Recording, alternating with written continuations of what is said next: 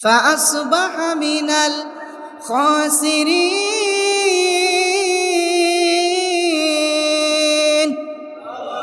আজকের আলোচনার বিষয় কুরবানির ইতিহাস, কুরবানির বর্জনীয় কাজ এবং জিলহজ মাসের আমল সম্পর্কে আলোচনা করব আমরা। আল্লাহ যেন আমাদের আমলের নিয়তে বলার শোনার তৌফিক দান করেন, আমরা বলি আমিন।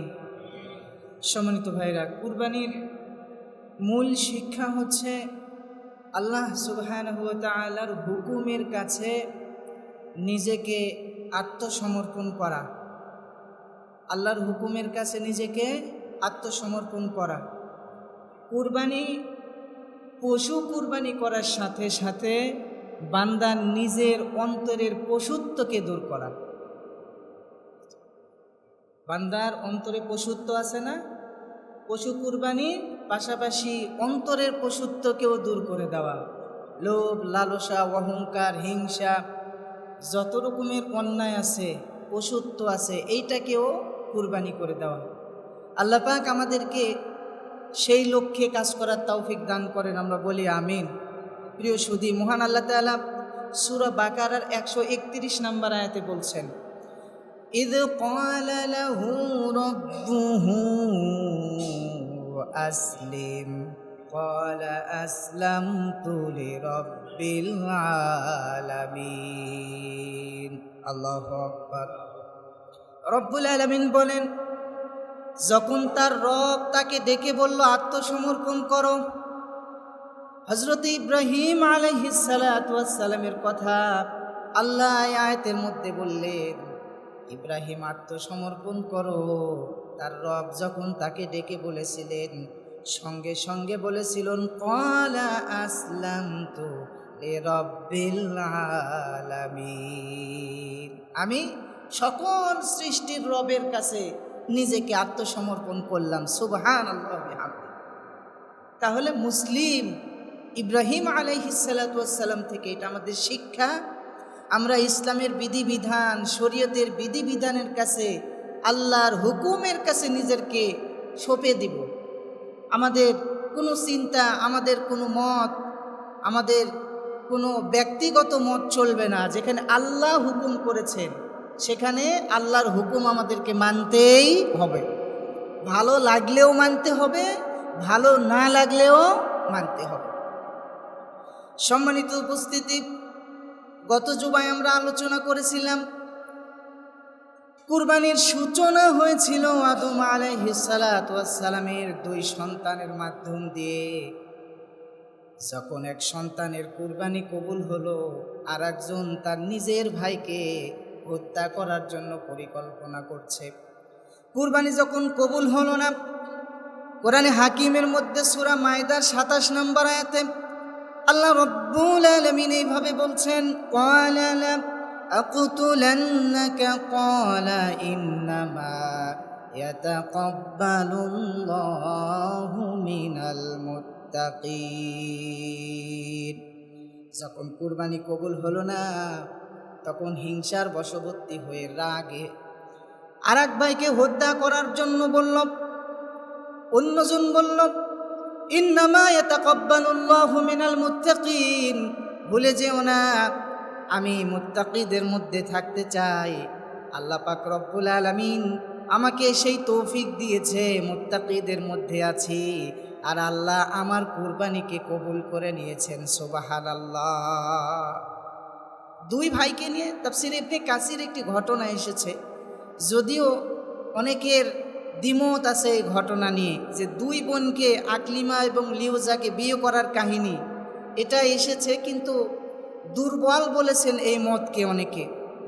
সম্মানিত উপস্থিতি, তাহলে যখন এক ভাইয়ের কুরবানি কবুল করা হলো না, আর এক ভাই তখন কুরবানি যখন কবুল হলো, তখন সে হিংসার বশবর্তী হয়ে তাকে হত্যা করার জন্য মনস্থ করলেন।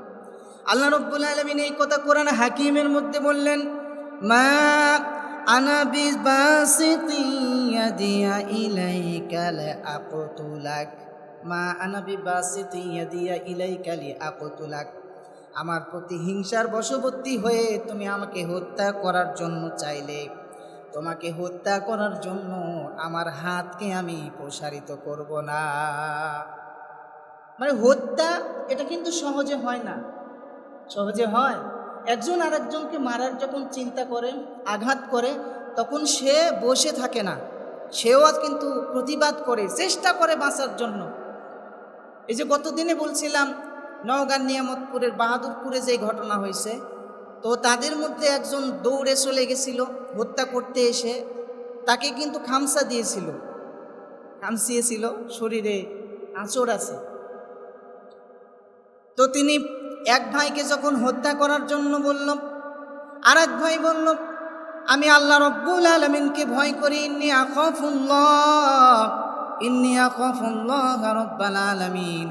ও আমার ভাই, তুমি তো আমার নিজের ভাই, আমি আল্লাহকে ভয় করি, তুমি আমাকে হত্যা করতে আসলেও আমি তোমাকে পাল্টা আঘাত করব না, হত্যা করার ব্যাপারে সহযোগিতা করব না। সম্মানিত সুদীপ, এই জন্য বুখারীর বর্ণনায় এ ব্যাপারে একটি হাদিস এসেছে।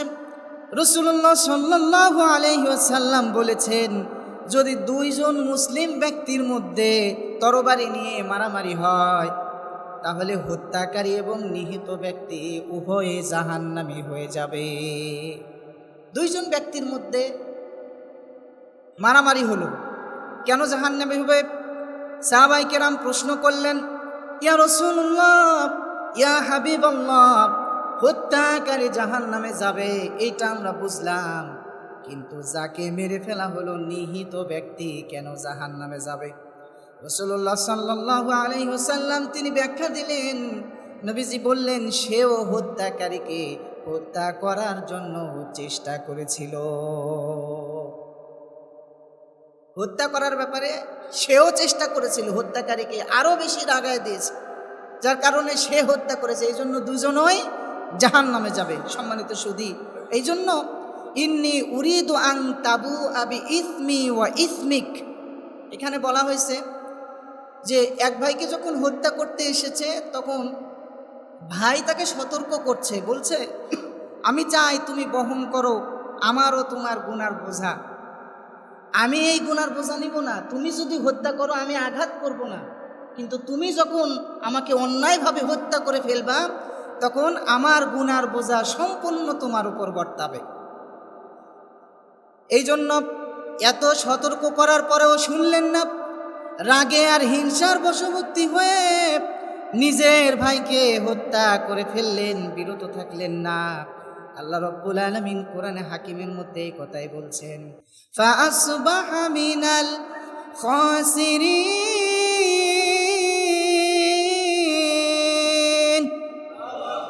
নিজের ভাইকে হত্যা করার মাধ্যম দিয়ে ক্ষতিগ্রস্তদের অন্তর্ভুক্ত হয়ে গেল।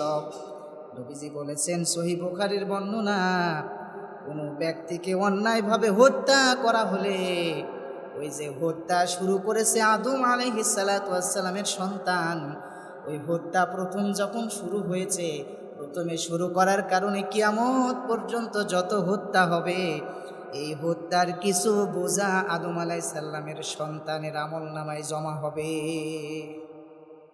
কেন?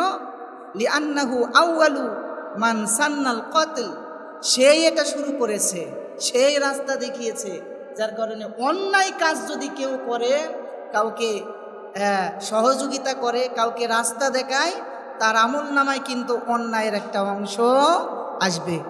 এই জন্য কাকে কোথায় কিভাবে আমরা সহযোগিতা করছি এটা মাথায় রাখা, যে আমি যদি অন্যায় কাজে সহযোগিতা করি, তাহলে আমার একটা অংশ, এই অন্যায়ের একটা অংশ আমাকে নিতে হবে।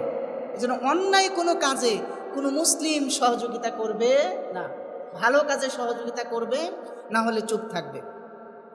সম্মানিত সুধী, নবীজি সাল্লাল্লাহু আলাইহি ওয়াসাল্লাম বলেন, দুইটি পাপের শাস্তি আল্লাহ রাব্বুল আলামিন দুনিয়া এবং পরকালে প্রদান করবেন। খুব মনোযোগ দিয়ে শোনেন, দুইটি পাপের শাস্তি, দুইটি পাপ যারা করবে আল্লাহ দুনিয়াতেও শাস্তি দিবেন, পরকালেও ওই বান্দাকে শাস্তি দিবেন। এক নাম্বার হচ্ছে সীমা লঙ্ঘন করা। সীমা লঙ্ঘন যদি কোনো বান্দা করে, আল্লাহ রব্বুল আলামিনের বিধান অমান্য করার কারণে, সীমা লঙ্ঘন করার কারণে আল্লাহ তাকে দুনিয়াতেও শাস্তি দিবে, আখিরাতেও কিন্তু শাস্তি দিবে। 2 নাম্বার হচ্ছে আত্মীয়তার সম্পর্ক ছিন্ন করার কারণে। আর এই 2টি অপরাধই কিন্তু কাবিলের মধ্যে বিদ্যমান ছিল। যে 2টি অপরাধ, এই 2টি অপরাধই তার মধ্যে বিদ্যমান ছিল। সুতরাং আল্লাহ পাক তাকে দুনিয়াতেও বেইজ্জতি করেছেন নিজের ভাইকে হত্যা করার কারণে, আল্লাহ তাআলা তাকে আখিরাতেও বেইজ্জতি করবেন। এই জন্য আত্মীয়তার সম্পর্ক এটা নষ্ট করা যাবে না, কঠিন জিনিস। আপনার যদি কোনো আত্মীয়র সঙ্গে সম্পর্ক খারাপ থাকে, আজকে থেকে শুধরে নেন, সম্পর্ক ভালো করেন। কিভাবে করবেন আপনার ব্যাপার। যদি আপনি না করেন, আত্মীয়তার সম্পর্ক ছিন্ন করার কারণে আল্লাহ পাক আপনাকে দুনিয়াতেও বেইজ্জত করবে, আখিরাতেও আপনার আখিরাত হারিয়ে যাবে। কারণ আত্মীয়তার সম্পর্ক ছিন্নকারী জান্নাতে যাবে না। লা ইয়াদখুলুল জান্নাতা কাতিউর রহিম, নবীজি বলেছেন যে আত্মীয়তার সম্পর্ক ছিন্ন করলো সে জান্নাতে প্রবেশ করবে না। সম্মানিত ভাইরা, তাহলে আল্লাহর হুকুম অমান্য করা, সীমা লঙ্ঘন করা এবং আত্মীয়তার সম্পর্ক ছিন্ন করা, এই কাজ থেকে আমরা বিরত থাকবো। আল্লাহ তৌফিক দান করেন, আমরা বলি আমিন। সুতরাং ফাসবাহা মিনান নাদিমিন, সেই ভাইকে হত্যা করার পরে অনুতপ্ত করলো, মানে অনুতপ্ত হতে লাগলো, হায় হায় কি করব আমি। মানুষ কতটা দুর্বল দেখেন, রাগের বশবর্তী হয়ে, হিংসার বশবর্তী হয়ে নিজের ভাইকে হত্যা করার পরে কি করবে, পথ খুঁজে পাচ্ছে না। কোনোদিন মানুষ হত্যা করা হয় নাই, কোনোদিন কবর দেওয়া দেখে নাই, কি করবে, আশ্চর্য হয়ে ঘোরাঘুরি করছে। খুন করার পরে রাগে যখন একটা মানুষ একটা অন্যায় কাজ করে ফেলে, করার পরে মনে হয় যে ইস ভুল করে ফেললাম, কত বড় ভুল করলাম, এই কাজটা না করলেই ভালো ছিল, করাটা উচিত হয় নাই আমার। এইরকম করে ছোটাছুটি করছে, চিন্তা করতেছে। এমন সময় 2টি কাক আল্লাহ পাক পাঠালেন, একটি অন্যটিকে মেরে মাটির মধ্যে পুঁতে দিলেন। তখন কাবিল এখান থেকে শিক্ষা নিয়ে তার ভাইকে দাফন করলো এবং নিজে নিজে অনুতপ্ত হলো। সুতরাং এখান থেকে শিক্ষা নিয়ে আমাদেরকে সতর্ক হওয়া উচিত। মহান আল্লাহ রব্বুল আলামিন জালিম সীমালঙ্ঘনকারীদের পছন্দ করে না, তারা ক্ষতিগ্রস্ত এবং তাদের ধ্বংস অনিবার্য, ধ্বংস আসবেই। এজন্য জালিম হওয়া যাবে না, সীমালঙ্ঘনকারী হওয়া যাবে না। আল্লাহ বলেন ইন্নাল্লাহা লা ইউহিব্বুয যালিমিন।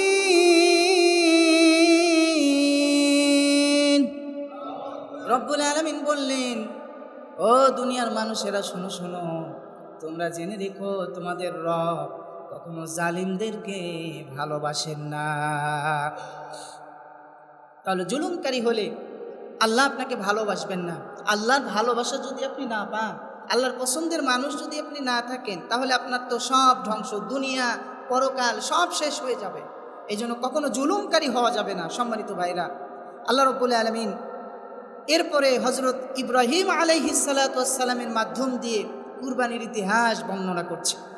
আল্লাহ রাব্বুল আলামিন সূরা সাফফাতের 102 নম্বর আয়াতে এভাবে বলছেন, ফালাম্মা বালাগা মাআহু সাইয়া ক্বালা ইয়া বুনাইয়া ইন্নী আরা ফিল মানামি আন্নী আযবাহুকা ফানজুর মাযা তারা।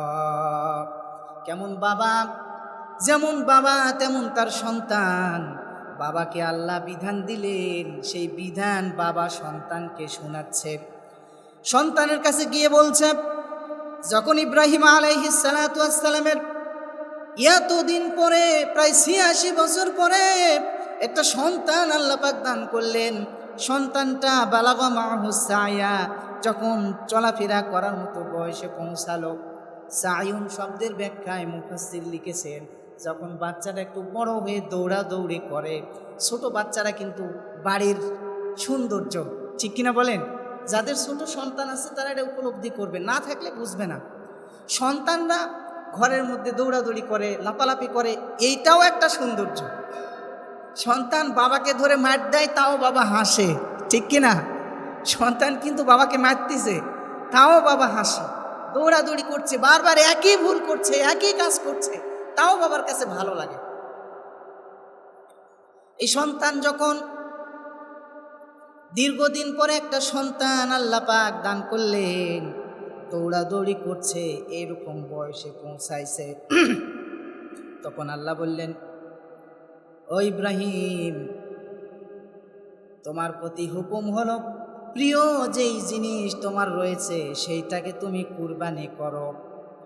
ইব্রাহিম আলাইহিস সালাতু ওয়াস সালাম স্বপ্নে দেখার পরে সন্তানকে স্বপ্নের কথা বললেন, ইয়া বুনাইয়া, হে আমার সন্তান, ইন্নী আরা ফিল মানাম, আমি স্বপ্নে দেখেছি, আন্নী আযবাহুকা ফানজুর মাযা তারা, স্বপ্নের মধ্যে দেখলাম আমি তোমাকে জবাই করছি, তোমার অভিমত কি, তুমি ব্যাখ্যা করো। নিজের সন্তানকে বলতেছে।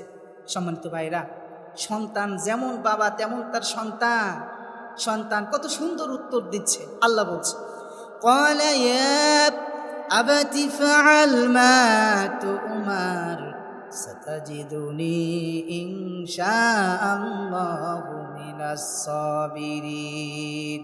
ইয়া আবাতি ফাআল মা তুমার, ও আমার বাবা, আপনার রব আপনাকে যে ব্যাপারে আদেশ করেছেন আপনি আপনার হুকুম, রবের হুকুম পালন করেন। সাতাজিদুনি ইনশাআল্লাহ, ইনশাআল্লাহ আপনি আমাকে ধৈর্যশীলদের মধ্যেই পাবেন। সুবহানাল্লাহ, জোরে কোন সুবহানাল্লাহ।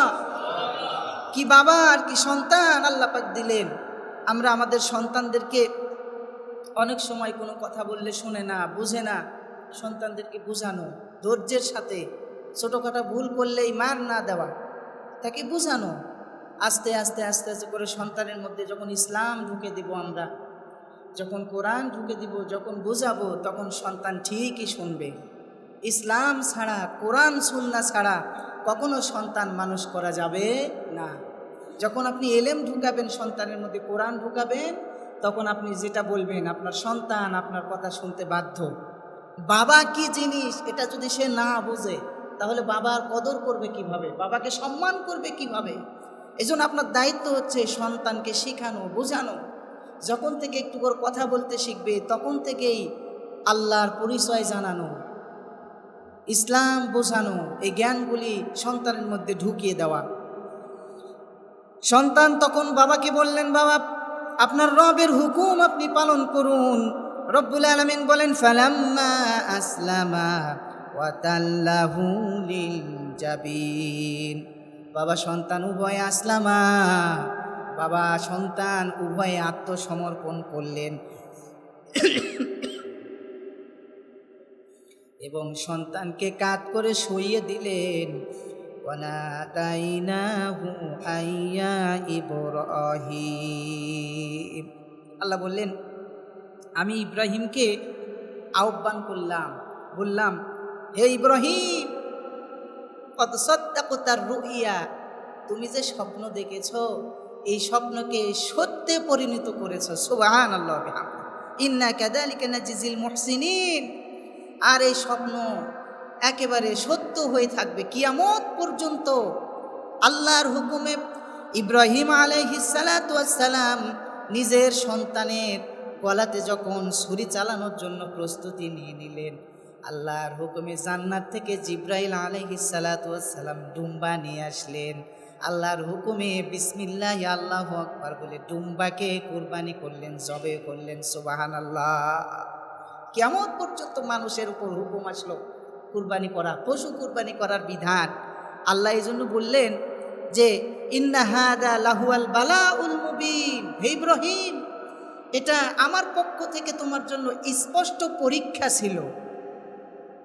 সর্বাধিক পরীক্ষা দিয়েছিলেন ইব্রাহিম আলাইহিস সালাতু ওয়াস সালাম, প্রায় 50টার মতো পরীক্ষা আল্লাহ পাক ইব্রাহিম আলাইহিস সালাতু ওয়াস সালামকে নিয়েছেন।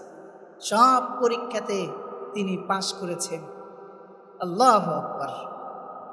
সম্মানিত ভাইরা, এভাবেই ওয়াফাদাইনাহু বিযিবহিন আযীম, মহান এক পশু জবেহের বিনিময়ে তাকে মুক্ত করে দিলেন, সন্তানকে মুক্ত করে দিলেন। আর এটা ওয়াতারাকনা আলাইহি ফিল আখিরিন, পরবর্তীদের জন্য শিক্ষা হিসেবে আল্লাহ রাব্বুল আলামিন রেখে দিলেন। এই জন্য এই আয়াতের ব্যাখ্যায় আল বিদায়া ওয়ান নিহায়ার মধ্যে এসেছে, তখন ইব্রাহিম আলাইহিস সালাতু ওয়াস সালামের বয়স ছিল 86 বছর। চিন্তা করছেন ৮৬ বছর বয়সে একটা সন্তান পেয়েছে। আমাদের ৮৬ বছর বয়সে সন্তান হবে? হবে বলেন? উপায় আছে? আল্লাহ পাক ৮৬ বছর বয়সে ইব্রাহিম আলাইহিস সালাতু ওয়াস সালামকে সন্তান দিয়েছে। এই সময় সন্তান পাওয়ার পরেও তিনি আল্লাহর হুকুমকে প্রাধান্য দিলেন। এখান থেকে আমাদের জন্য শিক্ষা দেখেন, বারবার তিনি দোয়া করতেন, রব্বি হাবলি মিনাস সালিহিন। এই আয়াতের আপনারা আমল করতে পারেন, যাদের সন্তান হয় না আল্লাহর কাছে বারবার চোখের পানি ছেড়ে ছেড়ে কেঁদে কেঁদে দোয়া করবেন, রব্বি হাবলি মিনাস সালিহিন, রব্বি হাবলি মিনাস সালিহিন। হে আল্লাহ, আমাকে সৎকর্মশীল সন্তান, নেক সন্তান দান করো। এভাবে ইব্রাহিম আলাইহিস সালাতু ওয়াস সালাম দোয়া করতেন। আল্লাহর হুকুমে সন্তান পাওয়ার পরেও তিনি আল্লাহর হুকুমকে প্রাধান্য দিয়ে নিজের সন্তানকে জবাই করার জন্য প্রস্তুতি নিয়েছিলেন। এখান থেকে শিক্ষা হচ্ছে যে আমরা সবার আগে আল্লাহর হুকুম। কেন সবার আগে আল্লাহর হুকুম? আল্লাহ আমাকে সৃষ্টি করেছেন, তিনি আমার রব, তিনি আমাকে সব কিছু দিয়েছেন, তিনি চাইলে যে কোনো সময় আমাকে নিয়ে চলে যেতে পারে। এই জন্য সবার উপরে আল্লাহর বিধানকে প্রাধান্য দেওয়া। আল্লাহ যেন ইব্রাহিম আলাইহিস সালাতু ওয়াস সালামের এই ঘটনা থেকে আমাদেরকে শিক্ষা নেওয়ার তৌফিক দান করেন। আর কুরবানির মাধ্যম দিয়ে আমরা যেন নিজের পশুত্বকেও কুরবানি করতে পারি, আল্লাহ তৌফিক দেন। আমরা বলি আমিন। আমরা কিছু প্রশ্ন নিয়ে কথা বলবো। প্রথমত, মৃত ব্যক্তির পক্ষে কুরবানি দেয়া। গত জুমায় আমাদের সম্মানিত একজন মুসল্লি বলেছিলেন, এটা আরেকটু ক্লিয়ার করা দরকার। আমি এই জন্য বলছিলাম যে এটা একাকী বলতে হয়, এই জন্যই বলছিলাম যে প্রশ্ন যখন করা হয় তখন আরও কিছু জানার দরকার হয়, ওখান থেকে মানে আরও কিছু জেনে ক্লিয়ার হওয়ার পরে উত্তর দিতে হয়। সম্মানিত সুধী, মৃত ব্যক্তির পক্ষে থেকে কেউ যদি মৃত ব্যক্তির পক্ষে কুরবানি দেন, তাহলে কুরবানি দেওয়া মৃত ব্যক্তির জন্য কুরবানি করা জায়েজ, এটাতে অসুবিধার কিছু নাই। কিন্তু এখানে একটি বিষয় আছে, যদি কোনো ব্যক্তি কুরবানি করার জন্য সন্তানকে ওসিয়ত করে যায়, সন্তানকে যদি ওসিয়ত করে যায় যে বাবা আমি যদি মারা যাই, আমার সম্পত্তি তোমার জন্য রেখে গেলাম, তাহলে তুমি কুরবানি করো। এই কুরবানির বিষয় কিছুটা আলাদা। ওসিয়ত করার কারণে ওই ব্যক্তির যে কুরবানি দিবে সন্তান, সে কুরবানির গোশত খাওয়া যাবে না, সাদাকা করে দিতে হবে। আর যদি ওসিয়ত না করে যায়, এমনি আমার বাবা দিত, সম্পদ আছে, আমি বাবার জন্য দিব, এটা কিন্তু নফল হবে। এটা কি হবে? নফল হবে, নিষেধ না। এই ক্ষেত্রে কুরবানির গোশত খেতে পারবে, কোনো অসুবিধা নাই। শুধু স্মরণ রাখা যে ওসিয়ত করে গেলে ওইটার গোশত খাবে না, সম্পূর্ণ কি করে দিবে? সাদাকা করে দিবে, বাড়িতে রাখবে না। 2 নম্বরে, কুরবানির চাঁদ উঠলে গরু জবে হোক গোশত খাওয়ার হুকুম। এটা কিন্তু 1 বছর পর পর আসে যে চাঁদ উঠে গেছে, মুরগি জবে করা নিষেধ, হারাম, জবে করা যাবে না, এরকম অনেকে মনে করে। কিন্তু জিলহজ মাসের চাঁদ ওঠার পরে গরু মুরগি জবে করা খাওয়াতে ওই রকম নিষেধাজ্ঞা বা নিষেধ নাই যে করাই যাবে না, এরকম নিষেধ নয়। সম্মানিত সুধী, যারা নিষেধ করেন তারা অহেতুক দাবি করেন, যার পক্ষে কোরআন হাদিসের কোনো দলিল নাই। আশা করি বিষয়টা ক্লিয়ার হয়েছে। আল্লাহর নাম নিয়ে যদি কোনো পশু, হালাল কোনো পশু জবেও করা হয়, বিসমিল্লাহ আল্লাহু আকবার, সেইটা খাওয়া জায়েজ হবে, না জায়েজ হবে না। মনে রাখতে হবে যে আল্লাহর নাম নিয়ে জবেও করা হচ্ছে কি না। এই জন্য বিষয়টি আমরা ক্লিয়ার হয়ে গেলাম। আশা করছি আল্লাহ রাব্বুল আলামিন আমাদের আমলের তৌফিক দান করেন। পরবর্তীতে জিলহজ মাসের করণীয় আমল নিয়ে আমরা কয়েকটি কথা বলবো। জিলহজ মাসের চাঁদ দেখার বিষয়ে আর 2-1 দিন পর হয়তো আমরা চাঁদ দেখতে পারবো। জিলহজ মাসের চাঁদ দেখার ব্যাপারে, যদি চাঁদ উঠে যায় তাহলে আমল হচ্ছে যারা কুরবানি করব আমরা, চাঁদ দেখার পর থেকে নখ, চুল, মুছ, দাড়ি, গোঁফ এগুলো কাটা থেকে আমরা বিরত থাকব। তবে কাটা একবারে নিষিদ্ধ বা হারাম এরকম কিন্তু না, তবে উত্তম। এটা রাসূলুল্লাহ করেছেন, আমল করলে সওয়াব আছে। সম্মানিত সুধী, হযরত উম্মে সালমা রাদিয়াল্লাহু তাআলা আনহা তিনি বর্ণনা করেন, রাসূলুল্লাহ সাল্লাল্লাহু আলাইহি সাল্লাম বলেছেন, যখন তোমরা জিলহজ মাসের চাঁদ দেখতে পাবে এবং সে যদি কুরবানি করার ইচ্ছা পোষণ করে, তাহলে সে যেন চুল, নখ ইত্যাদি কাটা থেকে বিরত থাকে। এজন্য আমরা আমল করার চেষ্টা করব। সম্মানিত সুধী, এরপরে বেশি বেশি করে জিলহজ মাসে তওবা করা, গুনাহ থেকে ফিরে আসা, অন্যায় থেকে ফিরে আসা। কারণ তুবু ইলাল্লাহ তাওবাতান নাসুহা, আল্লাহ বলছে তোমরা বেশি বেশি করে তৌবা করো, অন্যায় থেকে ফিরে আসো। তাহলে আল্লাহ রাব্বুল আলামিন বান্দা যখন অন্যায় থেকে ফিরে আসবে, তৌবা করবে, তৌবা করার কারণে আবার ভালো যখন কোনো কাজ করবে, আমল করবে, কুরবানি করবে, তৌবা করার কারণে আল্লাহ তার কুরবানিকে কবুল করে নেবেন ইনশাআল্লাহ। এরপরে রোজা রাখা, জিলহজ মাসের 1 থেকে 9 তারিখ পর্যন্ত রোজা রাখা, এই সিয়ামকে অন্যতম সিয়াম বলা হয়েছে সম্মানিত সুধী। এই জন্য যত্ন সহকারে এই সিয়াম রাখার চেষ্টা করব ইনশাআল্লাহ। রাসূলুল্লাহ সাল্লাল্লাহু আলাইহি সাল্লাম যে 4টি আমল কখনো পরিত্যাগ করেননি, গুরুত্বপূর্ণ আমল, নবীজি সাল্লাল্লাহু আলাইহি সাল্লাম যে 4টি আমল কখনো পরিত্যাগ করেননি। 1 নম্বর হচ্ছে আশুরার সওম। নবীজি সাল্লাল্লাহু আলাইহি সাল্লাম আশুরার সওম পালন করেছেন। 2 নম্বর জিলহজের, এই যে জিলহজ মাসের শুরু থেকে নিয়ে যে রোজাগুলি, এই রোজা মুহাম্মদ সাল্লাল্লাহু আলাইহি সাল্লাম নিয়মিত, বাড়িতে পড়ে আসলেও অসুবিধা নাই, বাড়ি থেকেও পড়ে আসা যাবে। যদি বাড়িতে না পড়েন মসজিদে এসেও সুন্নাত পড়ে নেবেন ইনশাআল্লাহ সম্মানিত সুধী। এরপরে হজ করা, উমরা করা। যদি আপনার টাকা পয়সা থাকে তাহলে অবশ্যই আপনি হজ করবেন, উমরা করবেন, এটা আপনার জন্য উত্তম হবে। বারবার যারাই গেছে উমরাতে হজে তারাই বলে বারবার যেতে মন চায়। জি,